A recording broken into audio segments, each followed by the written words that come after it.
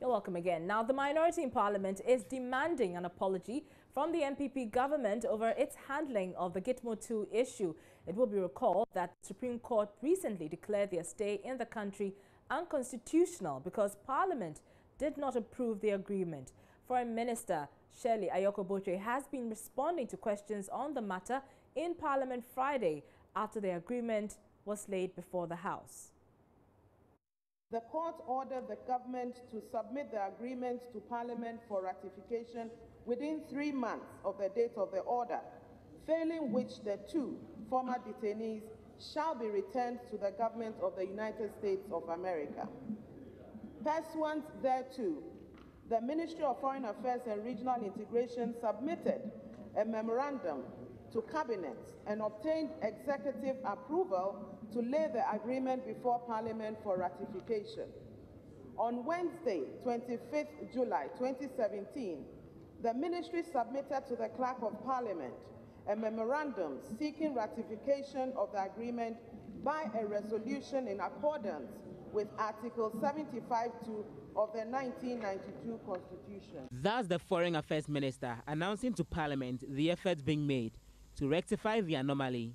But minority spokesperson on Foreign Affairs, Samuel Okujeto Ablakwa, says the NPP kicked against their staying in the country previously and must apologize for now changing their position on the issue. Not satisfied at all. The minister clearly engaged in some rigmarole, trying to obfuscate issues and pass the buck. The judgment is very clear. The rhetoric of the NPP when they were in opposition is very clear. And I came to Parliament today armed with all the press conferences that they read, the statements that they read at their press conferences. And candidate Akufo-Addo, now His Excellency President Nana Addo Dankwa Akufo-Addo, the statement that he caused to be issued on the 16th of April 2016, distancing himself, that he wasn't consulted on this. And the January 13, 2016 press conference addressed by the NPP, where they stated, quote, "So the widespread hysteria and phobia over the former Guantanamo detainees must be founded on genuine apprehension, especially since it does not seem their own country, Yemen, was prepared to take them in," unquote. We all heard the things they said, even suggesting that President Mahama had received money, personal inducement for this whole agreement. Okay. And today, after the Supreme Court judgment, they had a wonderful opportunity because the judgment is clear that pursuant to Article 75, President Mahama should have come for ratification from Parliament. Once he didn't do that, the whole agreement is null and void. It's unconstitutional. So you just have to return the 2 if you want to be consistent with your campaign rhetoric. Yeah, so I expected that today the Foreign Minister will have taken the opportunity that I had offered by filing this question to apologize to Ghanaians, because I knew that there had been a cabinet decision that they would do exactly what President Mahama did. That's why I filed the question. And I thought that she would have come to Parliament with candor, with sincerity, and will have showed some respect to the Ghanaian people who are very, smart and discerning, and recall vividly all the things that the NPP said. There were even campaign ads. But Vice Chairman of Parliament's Constitution and Legal Affairs Committee, Alex Kom-Aban, says the NDC rather should be blamed for the confusion. They can be faulted. You see, we are working with the Constitution, so they cannot pretend to say they didn't know. In fact, they were simply lawless. Okay, they decided not to bring it before the representatives of the people. I'm sure if they had done that, we would not go through this, right? If they had done that, we would have known that at least our representatives, being the parliamentarians, had by either a resolution or by a vote of the majority, had accepted that these people should be here. We all didn't know how they got here until snippets of information came around, and then we all got to know that these people were here. Let's stay in Parliament a while longer because Speaker Professor Michael Quay has assured MPs he will protect them from harassment by the police after the residence of former Deputy Power Minister John Jinapor was searched Friday morning. Armed policemen seized the mobile phone of the MP when they stormed his house. There have been similar searches at the homes of Bolgatanga MP Dr. Dominic Ayine and Pru East MP Dr. Kwabna Donko. Minority Chief Whip Muntaka Mubarak called on the Speaker to intervene, a plea Majority Leader Oseiche Mensah Bonsu agreed with. I believe not only members on our side, every member of parliament is a law-abiding citizen and will not run away from any responsibility to assist the state to do anything. But Mr. Speaker, the worry is the nature and manner we do it. To raid the residence of a member of parliament or any citizen at dawn when that citizen is not running, when a court or the person has not been served of notice of him being charged, just to go for a court warrant to raid his residence and disturb and destabilize he and his family. Mr. Speaker, it's a very worrying thing. Mr. Speaker, we on this side can reassure not only the police, but the whole state, that every member on our side is more than willing and ready to assist in anything that government or the state wants to do. But let's do it in a manner that does not create panic and frustration. Mr. Speaker, there are some of... I will entreat that you invoke your authority and speak to the police, the IGP, or whoever is responsible, that given the circumstances, these orders cannot be executed on that appointed day. Parliament will be sitting, and to all intents and purposes, the members will be attending to the business of Parliament, or they may be on their way from the conduct of business from Parliament. I know that in Parliament, they would never dare to come to Parliament, to the presence of Parliament, to try to serve them or to try to effect arrest.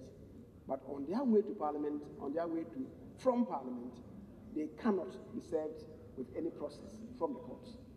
So, Mr. Speaker, I join ranks with my colleague, the Minority Chief Whip, who intends to be in the minority for a long while, that the sanctity and indeed integrity of Parliament and members of Parliament should be protected. Speaker Professor Michael Quay gave the following directive in response. The courts have made a very generous extension to matters relating to going to, being in, or coming from Parliament. And this Honourable House will continue to be very mindful of its privilege in this regard. I will soon after sitting call the appropriate authorities to my office and demand that honourable members involved are handled with the appropriate decorum coterminous to their office as honourable members of Parliament. This, our official intervention, will demand that no frustration, no harassment is meted out to any honourable member of Parliament in a way that will in any manner whatsoever impede the dignity of any honourable member or the exercise of any honourable member, which we interpret rather elastically in terms of their attending the work of this honourable house, and particularly representing the good people in a part of the country who have elected the honourable member accordingly. So shall it be done. Thank you very much. Now, there have been discussions about whether the security personnel who searched former Deputy Energy Minister John Jinapor's house have the right to seize his mobile phone. We want to explore the issue of what the search warrant allows security personnel to do. My colleague Aisha Ibrahim is with private legal practitioner Kojoga Adawudu for more on what the search warrant entails, and she joins us. Hello, Aisha. Hello, Araba. So if you can hear me. Well, I'm in the office of... Go ahead, please. Yes, I can hear you, Araba. I'm in the office of private legal practitioner Victor Kojoga Adawudu, and he's been telling me about what this is all about. Thank you so much, and welcome to Joy News Prime. The issue has come up strongly, especially when the three members of parliament have raised issues of unfair treatment and invasion into their privacy. And people are now concerned about what a search warrant is all about and what it entails. So to what extent does a policeman have access to the premises of an accused person, and does he have any limitations at all? Yes, thank you for having me. And let me say good evening to your cherished listeners. I think that this is a country which is governed by law and order. So to everything that has to be done for a search warrant, must be within the confines of the law. And the law clearly stipulates how it should be done. And even in executing that, the police, they also have what is called service instructions. Service instruction defines what has to be done, description of all their duties. So if you're going to execute a warrant, what has to be done, it is all by the police service instruction. I think service instruction 191 specifically says how a search should be done. Now, if you look at the criminal procedure code, the criminal and other offenses procedure code, Act 30. Act 30, when we say procedure code, it is procedure by which you have to approach the court, or when it's criminal matter, the procedure you have to follow. Exactly. So that is it. So in section 89 also, it makes it clear. Even in 88, it says how a magistrate, if you reasonably believe that something is concealed in a building, a vessel, or anything, that you can give a warrant to be. Now, if it comes to 89, it says that even on Sundays, the warrant can say that you should go do a search between 6:30 a.m. and 6:30 p.m. Unless the order that was granted to you makes a difference, that it can be any time or any hour. And so once you have access to the premises of that person, do you have access to the whole building, or you have some limitations as to where you can go and where you shouldn't go? No, you need to state the building, the premises where you want to do the search. You need to state exactly what you're looking for, the article, if in a box, what exactly you believe you want to seize. When these documents are also taken, searched, you need to also put it down. The civilians, people in the house should have been witnesses. You need to go with other, you need to go be a senior police officer and go with at least another police officer. So you can't just go on your own. There's a procedure you go. Then when you go and you search, because in the warrant, you need to put the particulars, what you are looking for, what has been taken, and where you believe those things will be. The purpose of it all is to aid evidence, to aid investigation. Okay. So you can't have a warrant on one issue and go and be doing frolic of your own on other things. In this particular instance, the members of parliament, for example, their bedrooms where the policemen entered their bedrooms, their bathrooms, and on top of it, the mobile phones were seized from them. And the question is, are their mobile phones not their private assets? Should it also be seized? Does the warrant give the policeman the power to do so? I can't speak to. That's why, if you're going the warrant, must state exactly what you are looking for, what you intend to take. Even when you finish the execution, you need also to enter, put down what you have taken, the time the execution or the search started, and the time that it ended. Now, the phone, which is a private phone, if it is on the search, that is why the law also gives the person that you are going to search that he can make a request and say, let me see your warrant, which would have to be given to him if he can read and identify what the court or the police are coming to look for, so that he knows that.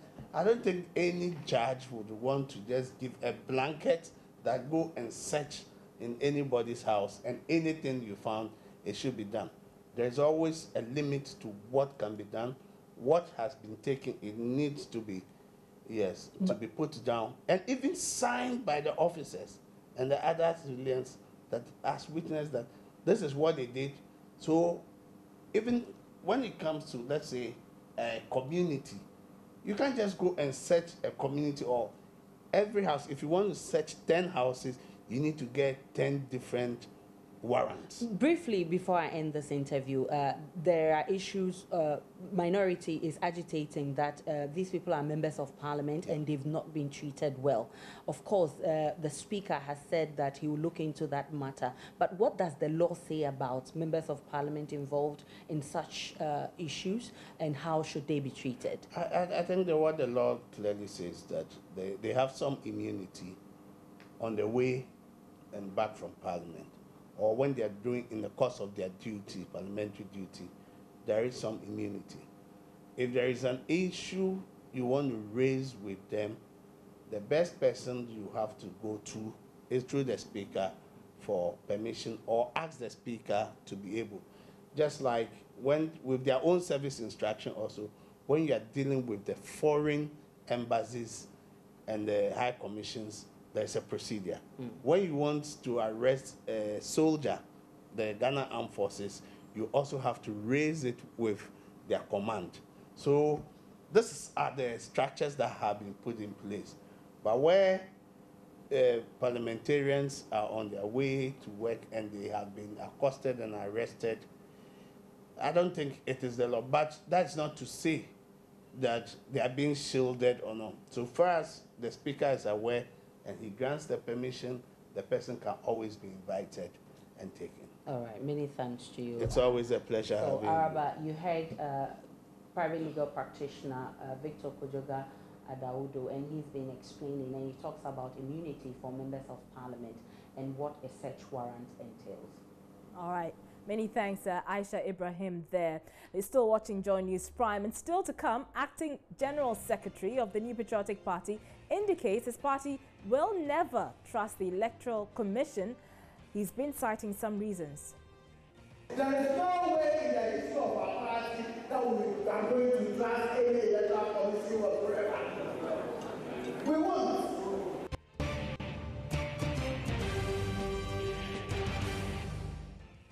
You're welcome back. Now, Acting General Secretary of the governing New Patriotic Party, John Boadu, has indicated that his party will never trust the election organizing body of the country.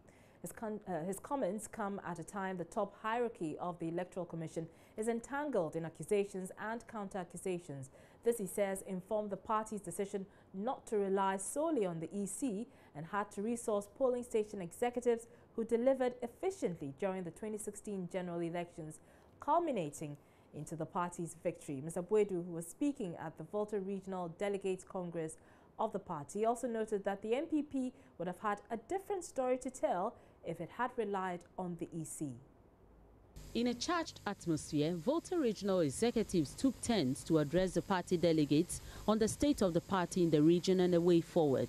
The NPP Acting General Secretary, John Boadu, was appreciative of the rank and file in the Volta region for embarking on Operation Eagle Eye, which contributed effectively to the drop in votes for the NDC in the region. Mr. Boadu, however, stressed the NPP does not trust the election organizing body, hence will not rely on it during elections. We realize that if we are not very careful, as for Electoral Commission, there is no way in the history of our party that we are going to trust any Electoral Commission whatsoever. We won't. We've decided to take our destiny into our own hands. We will continue to do so. It is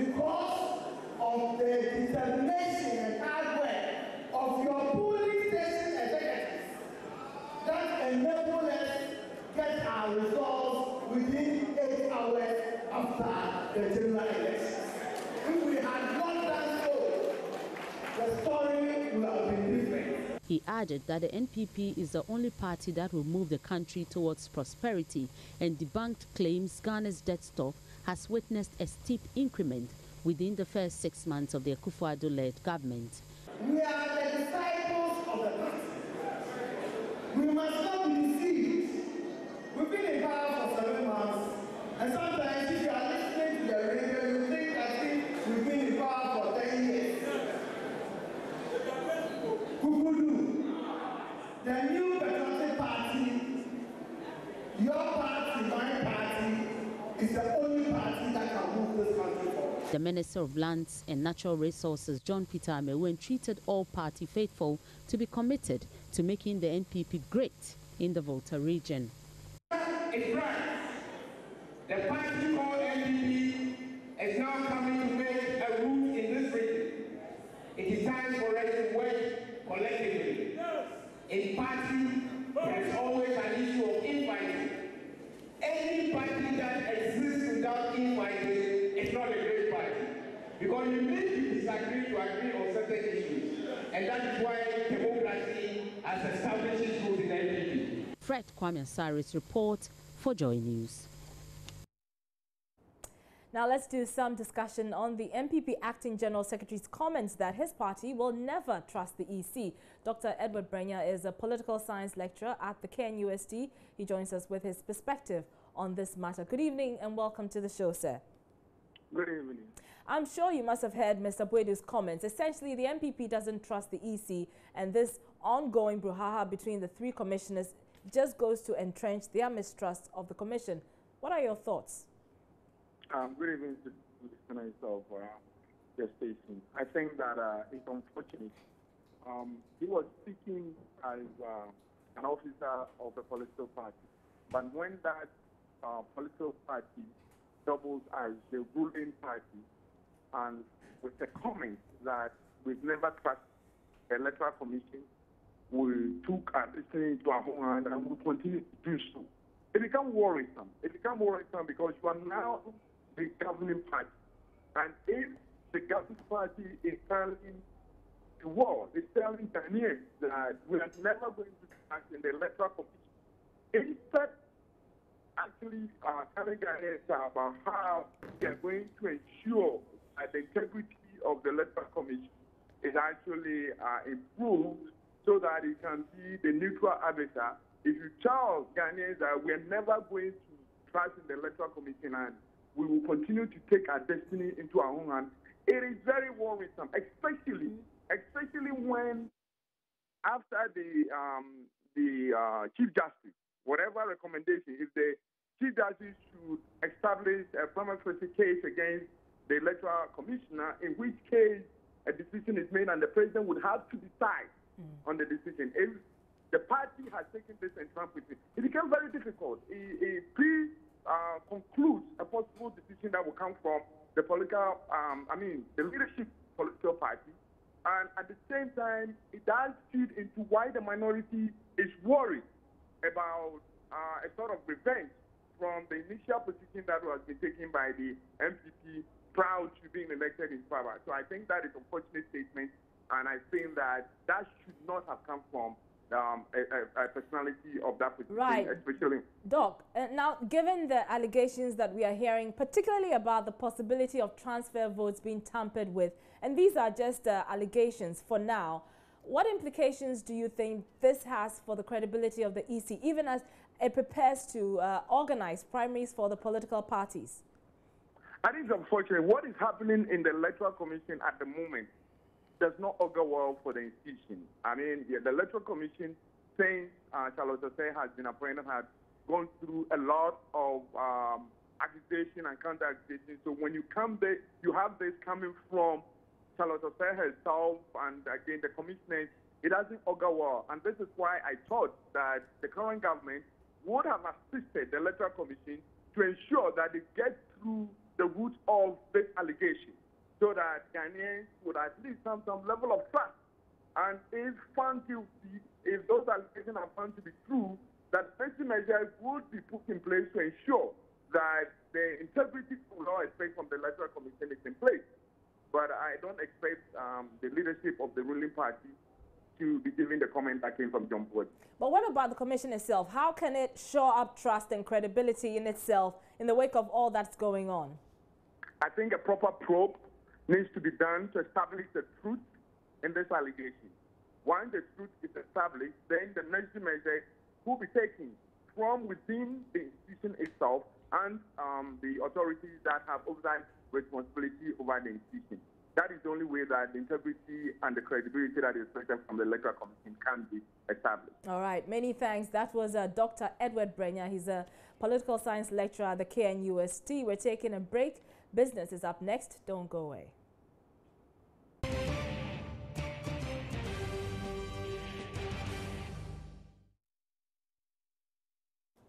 You're welcome back to Joy News Prime. Time for business now. And Emmanuel Abwadiri joins me in the studio. Hello, Emmanuel. Hello, Araba. How are you doing? Another Friday. It's been a while, though. Yes, it's been a while. I don't see you these days. I took a break to do some training in the jungle. I'll give you details later. But what are your thoughts on this brouhaha at the Electoral Commission with people asking them to step aside? Well, Araba, it's very unfortunate that an institution of this nature should be touted with this kind of controversies. And I certainly believe that if they step aside for independent investigation to go on, the better it will be for everybody. I'm sure this conversation won't end now, but tell us what's in business. All right, in business, we have many stories. And coming up, Ghana Shippers Authority has assured the Buankra Inland Port is set to become operational by the end of this year, with initial carting of transit cargo by road from the ports. Negotiations are also ongoing between government and potential investors for a public-private partnership for the construction of a railway line, which remains key to the project. Nana Sensumensa reports. Chief Executive of Ghana Shippers Authority, Benonita Bismarck, said government is determined to leverage the project to creating employment for the youth. She tells Joy News government is set to revamp the project anytime soon. Because the railway project is not going to take anything like 2 weeks, it's going to take between 3, 5 to 7 years. We cannot wait for all of that to be completed. So we can look at it, some interim measures that can be taken. A pilot project, whilst we wait the railway to complement what the original intended purpose was. So we're going to do the access road and then get technical people to help us as to what to do with the roof to forestall the leakages, and then paint, and then set the project into motion. The minister said he had received a lot of proposals, a lot of expression of interest. We need to follow due process, advertise, invite investors. Currently, we are not in a position to take the project off. We've sunk a lot of money into it. We're looking to recoup, but we cannot sink any more money because we don't have. So we're looking forward for a strategic investor to help us to do that. Mrs. Bismarck said government has fully paid compensations to all those who lost their land to the inland port project. But we have compensated the people whose land it is. The Asante Hene kindly gave us the land, we paid for it, and there were some schools here which we had to demolish, and we have built 2 new schools for the community. Everybody's compensated, and if you can see, the land has been properly demarcated with teak trees and barbed wires. If there were any such issues with the community, this wouldn't have been done. So I'm not aware of anybody who is complaining. That hasn't come to my table. So if you have any such information, please pass it on. Yeah. Nana Sensumensa reporting. Now, HFC Bank says it will rebrand by the close of the year and now be known as Republic Bank. Speaking to Joy Business after a media briefing to outline more about the development, Managing Director of the bank, Robert Luhant, said the change in name ties in with the bank's vision of moving into other investment areas.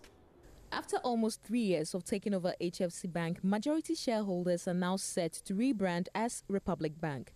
The change is, however, subject to approval by all shareholders of the bank at their AGM later this year. We will approach the shareholders with a view of rebranding. The final decision will be dependent on the shareholders, of course, and therefore, as I indicated, it was a decision of the board of directors to approach the shareholders. I think we recognize the great name of HFC and the fact that HFC has been around and is known as a Ghanaian bank. However, the reality is a lot of people associate HFC with housing. And the fact that HFC has been a universal bank and our growth in other areas, they are still seen as a strong housing bank.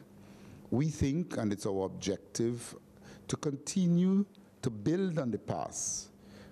But going forward, there are a number of other areas under which we intend to focus on: oil and gas financing, in addition to mortgages, in addition to salary loans, in addition to corporate lending. Mr. Lehans further explains that the change will make the bank stand firmer.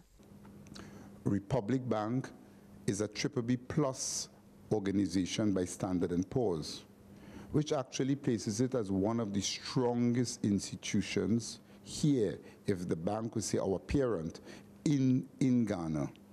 And as such, we think a closer association with such a strong, powerful institution with $1.5 billion in equity and over $11 billion in size will actually rebound to our benefit. Meanwhile, HFC Bank has recorded one of its best half-year financial performances in the history of its 27 years operations. The bank's profits after tax went up by some 52% to 26.5 million cedis. Away from that, oil marketing company Zen Petroleum has introduced low-sulfur diesel in compliance with the National Petroleum Authority's August 1 deadline for all marketing companies to meet the new required standard threshold of 50 ppm. The company has already taken delivery of 11 million litres of the new product from its suppliers BP Trading through its bulk distribution company BDC Partner. The latest supplies to the company come with a specification of 38 ppm low sulfur diesel. Kwabna Ampon is the commercial manager of Zen Petroleum. We are demonstrating every day that the local companies can compete with the global multinationals. That is what we are demonstrating every day. We are less than 10 years old, and now we are the number 4. We are the 4th largest oil marketing company in Ghana. 4th largest indigenous, or? No, 4th largest oil marketing company. Even if you rank us across with the multinationals, we are the 4th. You know, and this is what makes you number 4? Oh, because we, as I said earlier, we operate on service excellence. We believe that the customer should have what they want. It should be at the right price and at the right quality. You know, right price, right quality, and right service levels. Because for some customers, we operate a service as well by managing the depots and maintenance. Okay. So we believe that a customer should have what they want at the right price, the right quality, and the right service levels. And that is why we are very much interested in the low sulfur diesel, because the low sulfur diesel will enhance equipment performance whilst reducing the cost of maintenance. At the same time, we get cleaner energy fuel, which has a positive effect on health. Invest in Africa IIA is pursuing legal training for small and medium-scale enterprises, SMEs. A training workshop organized by the organization in collaboration with AB and David Law Firm is expected to build SMEs' capacities to be able to seek better deals when exploring joint venture partnerships. In an interview with Joy Business, Ghana manager for IIA, Sam Brandful, said the training will expose SMEs to the legal consequences associated with joint venture partnerships. There's more in this report. Participants at the forum were drawn from the African Partner Pool website hosted by Invest in Africa, a non-profit organization promoting African economies. The purpose is to inform small and medium enterprises on the legal implications in partnering with other businesses. Sam Bradford is the manager for Invest in Africa Ghana. It is just another aspect of businesses that we wish to highlight. As you rightly mentioned, Invest in Africa has had a number of training programs to support businesses to improve themselves, improve their businesses, improve their processes, improve how they go about business. And for us, we've just chosen this aspect of legal training, specifically joint ventures. We know that a lot of our businesses are looking to get to that next step. They want to know what it takes to enter into a joint venture agreement. We need to help them to look out for the relevant clauses that will support their business. So that's why we've mounted this program, which we're doing in conjunction with AB and David Law, who are one of our partners.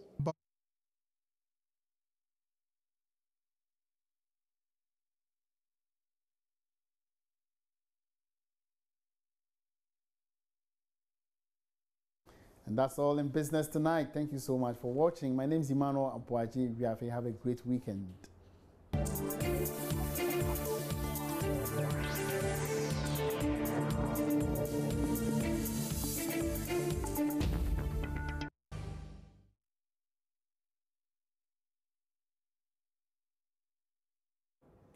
The Electricity Company of Ghana says it has fished out East Cantonment's pharmacy, one of the leading pharmaceutical companies in the country, for illegal connection. The ECG, on its routine checks, discovered that the pharmaceutical company had bypassed the electricity meter to use power through illegal means. The ECG staff had to sleep at the premises of the company for a night to be able to establish the illegal connection, since they were aggressively prevented and denied access. Matilda Wamaga has the rest of the story. The pharmacy staff aggressively prevented and denied the ECG officials access from conducting search and inspection on the warehouse, claiming the keys to the facilities were not available. The ECG officials noted that the actions of the pharmacy staff were deliberate and uncalled for, as the law permits them to embark on electricity meter inspection on both commercial and residential facilities. Revenue Protection Manager Engineer Michael Kwesi told Joy News that the company prevented them entry from conducting inspection on the facility for 2 consecutive days. According to him, the fact has already been established that they have bypassed the meter. Though their meter has been disconnected, they still have energy powering their system. We're on their normal routine work. They came here, they suspected a meter bypass. Unfortunately, they will refuse access to unearth the illegality. So they have to sleep here. They slept here, and then this morning we all came and joined them. They were still refusing. That the one having the... Before you continue, what do you mean when you say meter bypass? When we say meter bypass, what actually we mean is that, let's say your load, let's say you have a fridge, and whatever the fridge is taking is supposed to be metered by our meter. But if you have a means by having the supply to the fridge without the meter, you are bypass the meter. You are enjoying power without going through the meter. And that's an act of illegality? Yes, highly illegal connection. So we suspected something of that sort. We managed to know the cable that they are bypassed before the meter. You suspected something of that sort? Yes. At where we have our meters. You know, there are lots of arrangement up there. Well, as they are still denying us access to the remaining floors, what we have decided is that we can decide to treat the entire building being bypassed from our meters. Because after all, we know we are taking note of the transformer they have. They have a dedicated transformer. A transformer. When I say dedicated transformer, it's made transformer solely for this customer. Okay. He alone is on that transformer. Okay. And as I said, in fact, it will be on the better side for them to let us know number of loads that are not going through the meeting. You know, that is their star since yesterday night. You see, because normally when we are in your premises and we ask for access to do our inspection, I mean, why should you deny us? Adding that the entrenched position taken by the staff has increased their suspicion to consider the entire 6-story building of bypassing the electricity meter. The Electricity Company of Ghana has assured a nationwide clampdown on illegal connection. Now, Technical Director of the Ghana Police Service, Rose Bioatinga, has warned of stiffer punishment for police personnel who engage in acts that drag the image of the service into disrepute. Speaking at the graduation ceremony for newly trained police personnel at Pwalugu in the Upper East region, COP Bio Atinga said acts of laziness and alcoholism on the part of police officers will not be tolerated. Upper East correspondent Albert Sori reports.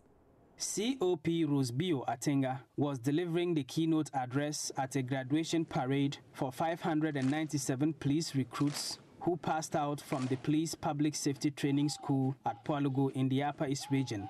She said the service will reward officers who distinguish themselves in the line of duty, and those who misconduct themselves will be severely punished to deter others. Let me also take this opportunity to caution police personnel present and recruits on parade that the police association has no place for policemen and women whose conduct and general performance leave much to be desired. There's no room for laziness, drunkenness, extortion, and untoward behavior towards the members of the public. I wish to reiterate that any policeman or woman whose act of commission or omission tend to soil the good image of the service shall not be spared. The newly recruited police personnel included 322 male and 275 females who graduated after 6 months of intensive training. COP Rosebio Atinga charged the police personnel to diligently apply the knowledge they have acquired in the discharge of their duties. The police service is undergoing a transformation agenda with a vision to become a world-class police service capable of delivering planned, democratic, protective, and peaceful service up to standards of international best practices. In line with this, the administration has undertaken various policies and interventions in the area of reform and restructuring with a view to improving the skills, competence, and professionalism of personnel. Upper East Regional Minister Roxin Bukari entreated the police to work closely with the general public in order to fight crime and ensure peace and tranquility in the region. You were selected for training from a long list of persons, and considerable time and resources have been invested in your training. You are entering a new role now, one that is subject to scrutiny and demands by society.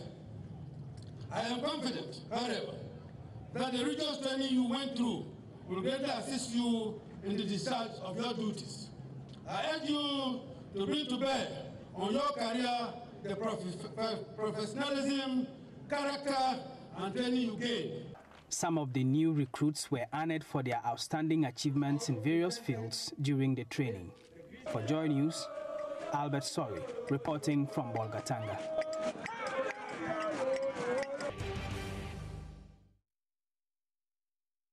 Now, health experts are worried about the high prevalence rate of hepatitis B in Ghana, which is said to be higher than the average rate in Africa.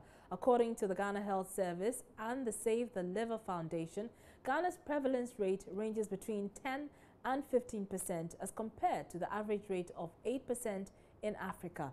Making World Hepatitis Day in Accra, the two groups called for a concerted effort to educate Ghanaians on the seriousness of the disease. Statistics from the World Health Organization suggest about 257 million people globally have contracted the hepatitis B virus. 60 million of the affected persons live in Africa. The goal of the WHO in commemorating the day is to eliminate the hepatitis A, B, and C viruses that cause liver diseases by 2030. Ghana, according to the Ghana Health Service, is rated a high-risk country. It is for this reason that the Save the Liver Foundation and the Ghana Health Service are on a mission to intensify awareness as infection of hepatitis B is said to be fast spreading. The African region has the highest hepatitis B prevalence rate of over 8%. Ghana's prevalence rate is above the African average and hovers between 10 and 15%. Ghana is rated a high-risk country for hepatitis B and C. This portends grievous consequences. It is important that Ghana Health Service, as the vehicle of delivering health to the public, prioritize action on hepatitis, liver health as part of health promotion in the country. The liver, an important organ of the human body, can suffer cirrhosis when a person has chronic hepatitis B. Hepatitis means inflammation or swelling of the liver. When the liver is inflamed, it has a harder time doing its job. Anything that damages your liver over many years can lead it to form scar tissue. Fibrosis is the first stage of liver scarring. When scar tissue builds up and takes over most of the liver, this is a more serious problem called cirrhosis. Chronic hepatitis B can eventually lead to cirrhosis, liver cancer, and liver failure. Hepatitis B and C currently has no cure. Research also shows that many more Ghanaians are dying as a result of various liver diseases. Save the Liver Foundation Ghana wants liver health of citizens to be a priority for government. We are proposing to Ghana Health Service and the Ministry of Health to partner Save Your Liver Foundation in adopting Ghana Liver Hepatitis Program to ensure a sustained promotion of liver health, to raise awareness towards building a preventive liver health consciousness amongst Ghanaians. We are also proposing the establishment of the Ghana Health Hepatitis Fund, from which funding could be mobilized from various sources, including corporate Ghana and government, to ensure that the Ghana Health Service structures across the country are utilized to deliver nationwide free hepatitis B screening, surveillance, subsidized vaccination, promotion of liver research, and sustained education and treatment support. A person can contract the hepatitis B virus when they are exposed to body fluids of an infected person.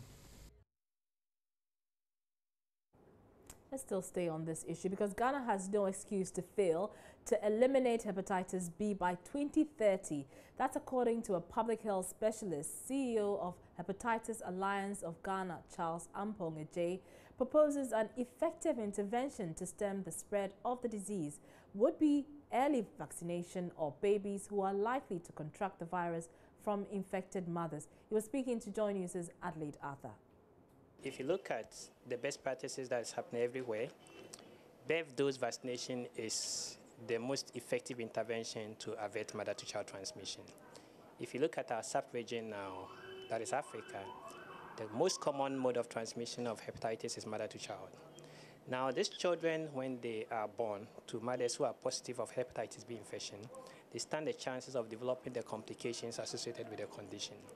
Now, the best intervention is that administer a BEV dose to the baby within the first 12 hours of birth, or at least 72 hours. But in Ghana, as we speak now, our intervention is targeting on children after 6 weeks of birth, which we feel that no, it won't be the best intervention to avert most of the mother-to-child transmission, which is the way or the key to the elimination of hepatitis B infection. Charles Ampong Ejay is warning if government does not take the appropriate interventions, eliminating hepatitis B will become near impossible, just like the fight against HIV/AIDS. There are pockets of stigma even associated with hepatitis B as we speak in this country. And one of the determinants is people feel that it is contagious. Truly it is. However, it is not about the contagiousness. It's about the way we treat people with hepatitis B in this country. If we don't take care, it's likely that we are going to repeat the mistake that we committed during HIV era. Now, the consequences of stigmatizing people who are living with hepatitis B infection is that they are going to conceal their status. Once we get to that point, it means that the whole intervention is not going to work because we cannot do contact tracing, not to even talk of dealing with the people around them.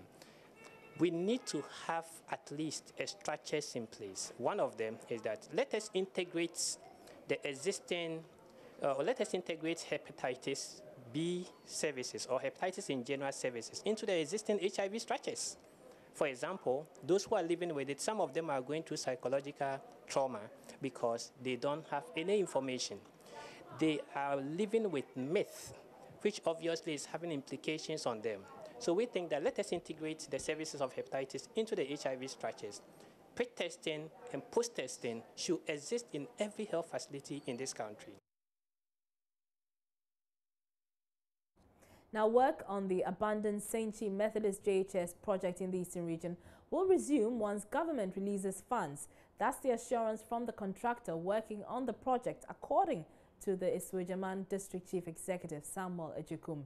It follows a Joy News report on the situation at the St. Chi Methodist JHS, where pupils learn under sheds and trees after their old classroom block built decades ago collapsed. The project has been abandoned since 2013, but the contractor has agreed to go back to site once funds are released. The district chief executive for Isuejaman, Samuel Ejekum, visited the school after the Joy News report. He told the news team that he was appalled by what he saw and will do everything within the assembly's means to complete the project. Though both the assembly and the contractor are willing to get the project completed, the issue of money will continue to impede their efforts. The DCE, however, maintains that the current administration will complete all abandoned projects started by the previous government. Current situation is that it's still there, ongoing, but work has stalled because the contractor claims he needs money to continue. So as and when money is available, we'll ask him to go back to site. He's ready to go back to site, provided he will receive some money. Our objective is to have the project completed to enable the students have a place, a convenient place to study. Meanwhile, Samuel Ejekum says it will be difficult to give definite timelines for the completion of the project. He insists completing the project is subject to availability of funds, as the Assembly is persuading the contractor to pre-finance it. Timelines depends on the availability of funds. Yes. So to be able to give you definite timelines, I will not be able to. As I said, as and when funds are made available, yes, we'll work. But if the contractor will also be able to, work, go in and work before he's paid, no, we are ready for that. In fact, that's what we are expecting him to do. That as and when he progresses in the project, he will draw his certificate, and based on it, I mean, that's the normal procedure. The DC is assuring St. Chi and its environs that he remains committed to completion of the abandoned school project to enhance education in the area. Kwame Yanker's report for Joy News. On our pupils and staff of the Tebu MA Basic School at Kaswa Gomoa, Nyenyeno, need urgent help to ensure the academic calendar is not disrupted. This is as a result of inadequate structures to house pupils in some of the classes. School authorities say the school was built by the community in 2005, and in 2011 the government adopted it with the hope of improving its standard. Today, the school has a myriad of woes, including inadequate teaching and learning aids and dilapidated structures. Forgive America visited the school and has come through with this report. 36 kilometers from Accra is the Kaswa Gomoa Nyanyano, peri-urban town in the Wutu Senya East Municipal District in the central region of Ghana. Inside the township is a small community school, Tebu Basic MA School. In this piece, you will see the deplorable state of the school, the inadequate teaching and learning materials amid crossing of rivers to and fro. In 2005, the school was built by the community, and in the year 2011, Ghana government adopted the school with the intention of providing a better structure and adequate teaching materials for the school. The school has a population of 155 students comprising KG to JHS. Few years after government intervention, the school has been hit by woes of inadequate structures, which is one of the paramount issues affecting classes 5 and JHS 1 and 2. They're forced to study under sheds, which was provided by the community with lean resources amid the threats of rains. Don't have JSS classroom and nursery classroom, so we find it difficult when it is coming to rain, and the structure too is leaking. So whenever it is raining, we have to leave the class and go to the primary block before we come back and learn again. And sometimes the place too gets wet, so we can't sit inside and learn. So we want the government to come and build GSS block for us, and so that we can learn whenever it is raining. And we also need the government to come and build teachers bungalow for us, so that our teachers will stay here with us. Sometimes they even spend their monies on Okada from Tomiabra to Tebu, and it costs about 15 cedis a day. And we also want the government to bring us furniture and textbooks. The textbooks, we have some, but they are not enough. While others sit on stones to make notes, others sit on kitchen stools that are brought from their various homes. Nonetheless, learning materials such as books are not enough to cater for all the pupils. While others share in reading the books, others wait till their turn before they have access to read. Emmanuel Bagut is the headmaster of the school. From KG to JSS, we don't have furniture. Recently, our educational director appealed to one private school, and they donated 6 tables and then 36 KG chairs for us. So when you went to KG, you saw that that place is a little bit better. But for the rest, we don't have furniture. You could see that most of them are using stools from home. So basically, our problem is furniture. And the second thing is that KG, they don't have structure. Where they are, that's our school library. So they are using that room temporarily. But for permanent structure, they don't have. GSS, they don't have. Moreover, students have to travel long distances, sometimes crossing rivers, before coming to school. Lack of water to cook for the children is also a major challenge facing the school. Washing of plates before serving the food is a horrible sin because, as to whether the bowls are washed well or not, the urge to get food to these vulnerable ones is the most paramount to them. Olivia Ayekpa is a chief cook of the school. She complained relentlessly about how ill-resourced they are in providing the best for the children. No problem.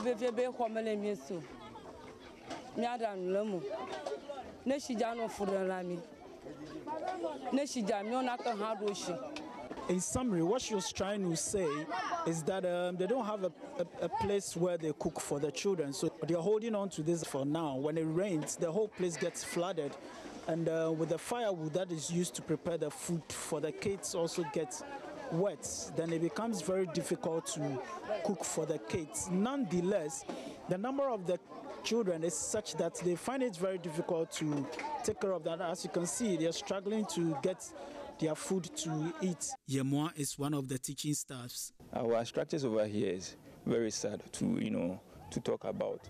So when it rains, for instance, we all have to carry all our materials to the primary department, and sometimes it makes the lessons which are ongoing to cease, which affects our teaching very, very seriously. And also we can talk about unavailability of electricity around. For example, ICT. It's very difficult to teach ICT. We have some few laptops, and mostly we send it home to charge, then we bring them back. But in the course of teaching, we run out of power.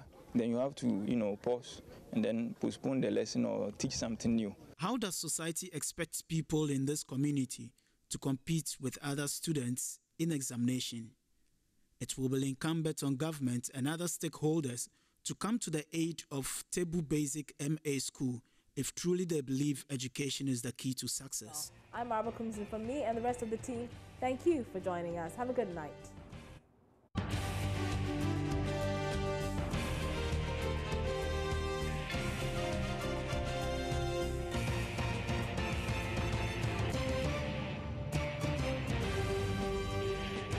This is Joy News Prime.